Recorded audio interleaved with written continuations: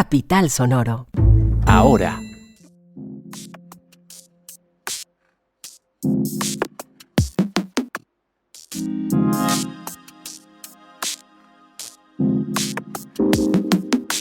Les contamos sobre el encuentro de economía solidaria y circular por la paz. También analizamos qué han hecho algunas entidades del Estado alrededor de las causas del estallido social de años anteriores y tenemos, como siempre, nuestros viernes con Yaira Quintero. Ahora, un podcast.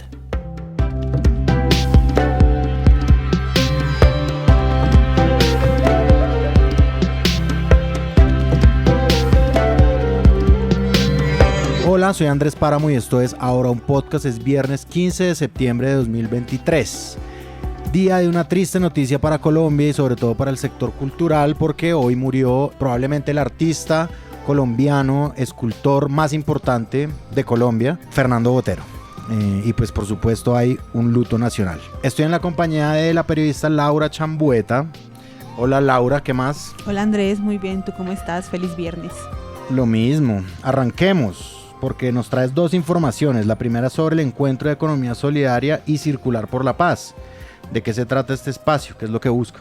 Bueno, hoy se dio este encuentro en el Centro Comercial El Edén. Este encuentro fue propiciado por la Alcaldía Local de Kennedy junto a su Oficina de Fortalecimiento Económico. Acá lo que se quiso fue, con base a una convocatoria previa que hicieron para emprendimientos de economía circular y economía solidaria, pues abrirles un espacio, no solo para que mostraran sus emprendimientos, sino también para que escucharan y participaran en un conversatorio sobre cómo funciona la economía solidaria, cómo funciona la economía circular. Esto también centrado bajo la premisa que todos los emprendedores y emprendedoras son víctimas del conflicto, son defensores de derechos humanos o firmantes del acuerdo de paz. ¿Y quiénes asisten a este evento? ¿Qué tipo de actividades hubo? Bueno, como te digo, había un conversatorio, en el participaron firmantes de paz, también profesores como para que dieran esa visión un poco más académica y la idea era precisamente como fortalecer todas estas capacidades de emprendedoras basándose en la economía solidaria y la economía circular. Algo muy interesante que incluso cuando hablaba con los emprendedores y las emprendedoras era esa diferencia entre economía solidaria y economía circular. Sí, ¿cuál es? Entonces, la economía solidaria es esa que busca como que haya un trato y una actividad económica equitativa y pues a la vez abrir espacio como a personas que tal vez no tienen como los alcances económicos o tal vez no conocen muy bien cómo empezar a aprender. Entonces una economía solidaria lo que hace es como agarrar esfuerzos, mientras que la economía circular, si bien puede también agarrar esfuerzos de diferentes partes y tener un enfoque solidario, lo que busca es reutilizar algunas cosas, reutilizar retazos de tela, de papel y darle nueva vida a estos materiales con el fin de crear algo nuevo, algo útil, algo llamativo. Entonces digamos que ambas cosas tienen un foco muy social, muy cultural y también muy ambiental. O sea, una es sumar esfuerzos y la otra es sumar insumos. Sí, más o menos. Más o menos, sí. Y si yo te preguntara por un balance, ¿cuál sería el tuyo? Bueno, yo estuve un buen rato ahí en el espacio. Diría que el balance fue bastante positivo. Conocí varios emprendimientos, unos muy interesantes, algunos con enfoque feminista, con enfoque étnico, con enfoque de resiliencia por el conflicto armado. Las personas pues muy abiertas a compartir sus emprendimientos, los visitantes al centro comercial pues también atentos a conocer las historias, los productos y pues los participantes, yo vi que las sillas estaban llenas, atentos a lo que los panelistas estaban diciendo, también muy participativos. Había gente que, por ejemplo, no estaba tan de acuerdo con algunas cuestiones, pero todo siempre se basó desde el respeto, así que me pareció una iniciativa muy interesante para conocer estos proyectos productivos. En el espacio hablamos con Adriana Suárez, la coordinadora del consorcio Kennedy Productivo de la Alcaldía Local de Kennedy, quien nos contó que esta iniciativa busca ser repetida y cómo las personas de la localidad de Kennedy podrán participar para presentar sus proyectos productivos. Bueno, sí, la alcaldía local busca dar continuidad a estos fortalecimientos para que sean sostenibles en el tiempo y abordar una población mayor, ¿sí? Entonces, en este caso, también se tiene la posibilidad de arrancar con un nuevo incentivo económico que se va a desarrollar también bajo convocatoria pública y al cual pues pueden aportar y convocar y presentar pues todas las personas interesadas que pues desde la página revisen los requisitos que se van a establecer y participar activamente para acceder a estos fortalecimientos. Perfecto, Laura. Ahora te voy a preguntar sobre la revisión que hicieron del estallido social de años pasados las diferentes entidades estatales, distritales y organizaciones sociales durante 4 días. ¿Por qué se hizo esta revisión? ¿Qué buscaron? ¿Para qué lo hacen? Bueno, resulta que es importante pues, recordar que en 2020 se gestó todo este tema del estallido social, si bien fue algo que surgió luego del asesinato del abogado Javier Ordóñez el 9 de septiembre.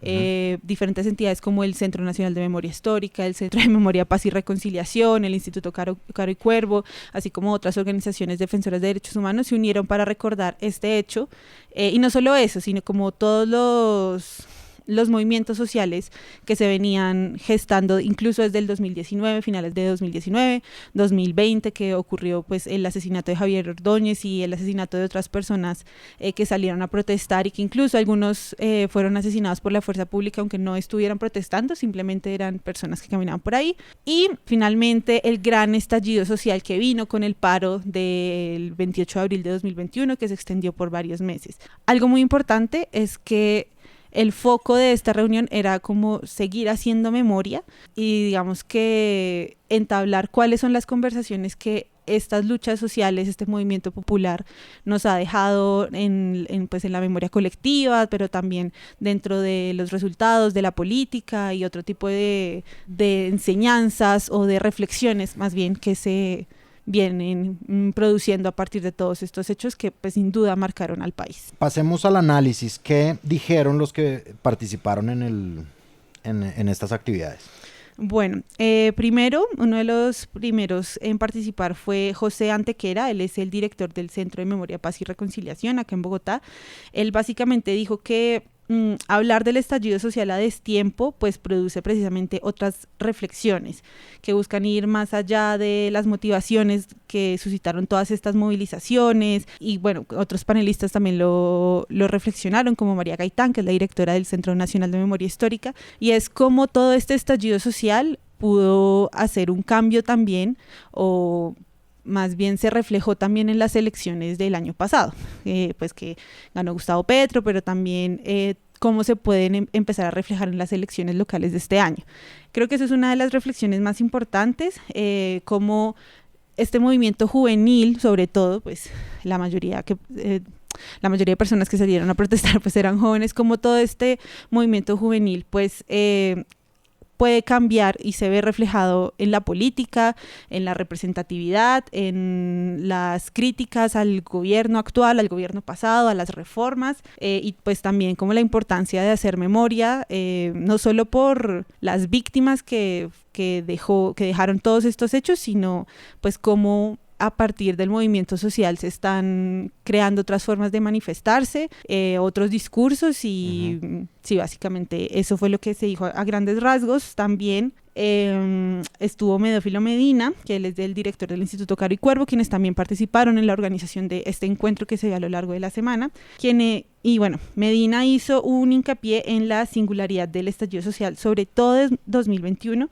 y su impacto en la literatura y el lenguaje. ¿Por qué? Pues a partir de ahí salieron muchas otras manifestaciones, palabras, por ejemplo el tolopozungo, que se apropió mucho más que todo como en el movimiento trans, pero en general el estallido social pues trajo otras formas de pensarse y de manifestarse en las calles, en las redes, en los círculos sociales. Entonces básicamente lo que hablaron desde la institucionalidad fue estas reflexiones de lo que deja el movimiento social dentro de la política y de la importancia de incluso 3, 4, 5 años después seguir haciendo memoria de qué fue lo que pasó y por qué, por ejemplo, la fuerza policial actuó sistemáticamente contra los manifestantes, dejándoles lesiones oculares, no solo acá en Colombia, sino en Chile, en Ecuador. Además de estos encuentros institucionales, ¿qué más sucedió en estos días? Bueno, entonces, además de estos conversatorios, que igual se transmitieron y pudimos conocer, Hubo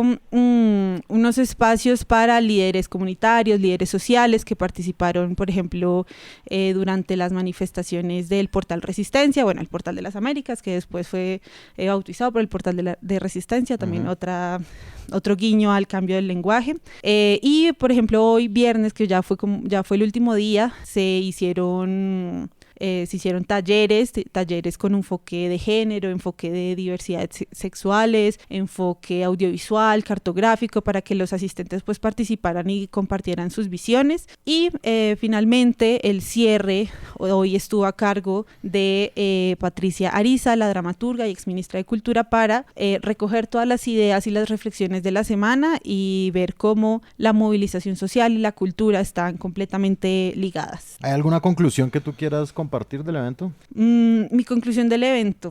A mí me parece supremamente valioso que esto se siga dando. Yo sé que para otras personas, y comparto lo que dice José Antequera, es como que para muchas personas puede ser como ya es un tema pasado, pero pues no lo es.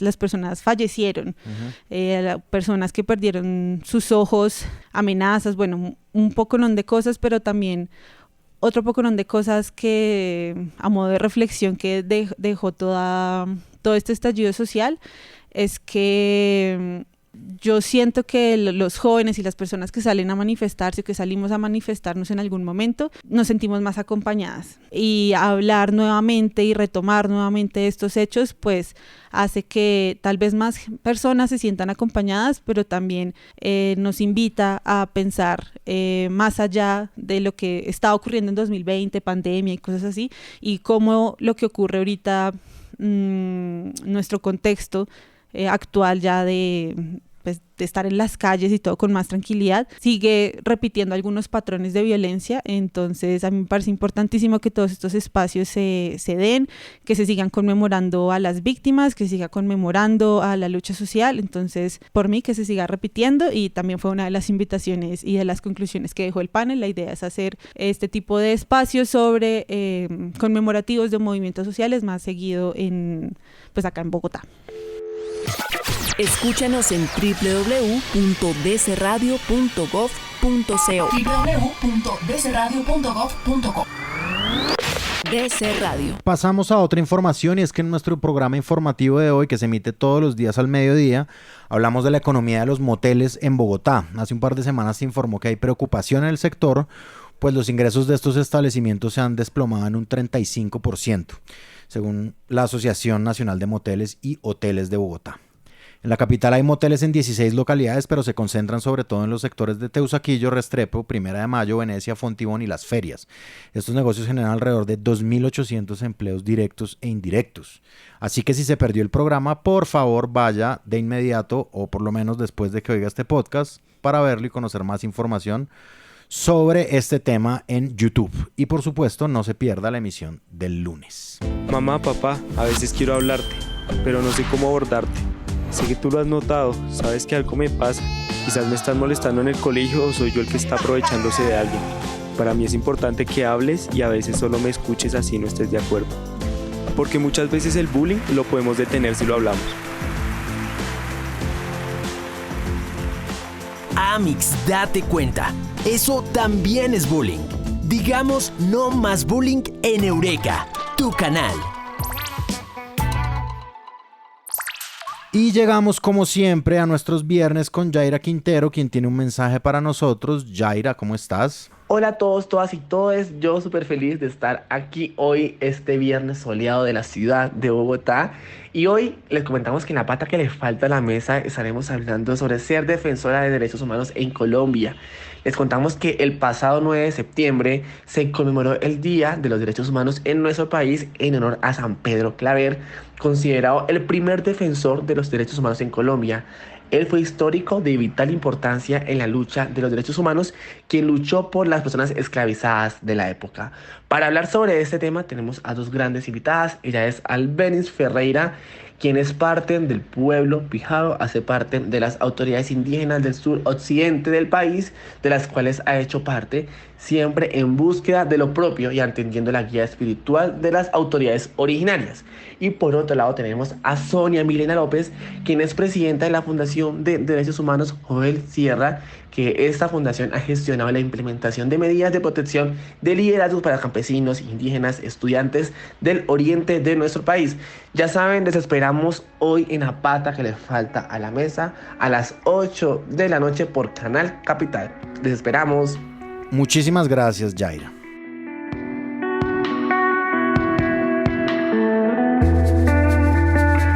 Y no se vayan sin saber las siguientes noticias. Arranco con una ambiental. Hoy viernes se llevó a cabo una audiencia ambiental de carácter público para recolectar las inquietudes de la ciudadanía sobre la obra de ampliación de la avenida Boyacá hasta la calle 235. El trazado, que debe intervenir 20 hectáreas de la reserva, ha sido blanco de las críticas por parte de asociaciones ambientalistas que la protegen y el gobierno nacional.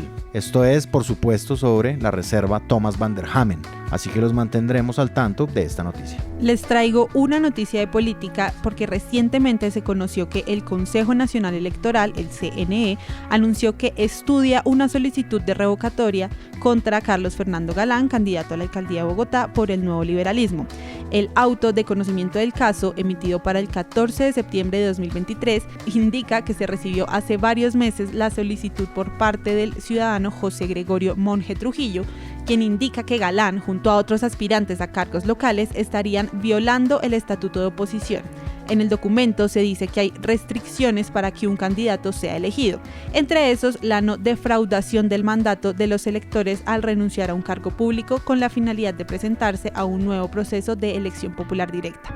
Así, alega que Galán debió terminar su periodo como concejal de Bogotá, al cual renunció tras 2 años en el cargo. Y la última, Ovidio Claros sería elegido como el nuevo presidente de la Cámara de Comercio de Bogotá, obteniendo 8 de los 12 votos de la Junta Directiva. Aquí es importante destacar que Claros cuenta con experiencia previa como exmagistrado de la Sala Jurisdiccional Disciplinaria y fue uno de los candidatos promovidos por el gobierno nacional en este proceso. El respaldo al candidato también provino del grupo Nutresa, que pertenece a la empresa de los Gilinski. La confirmación de su elección está programada para el próximo 27 de septiembre en una reunión de la Junta. Eso fue todo. Ahora es un proyecto periodístico de Capital que está en televisión, en YouTube, en las redes sociales y aquí en podcast. Busca Capital Político y de vital importancia para saber lo que pasa en la política y la cultura, también a nuestro podcast de música que se llama así, nuestro podcast de música.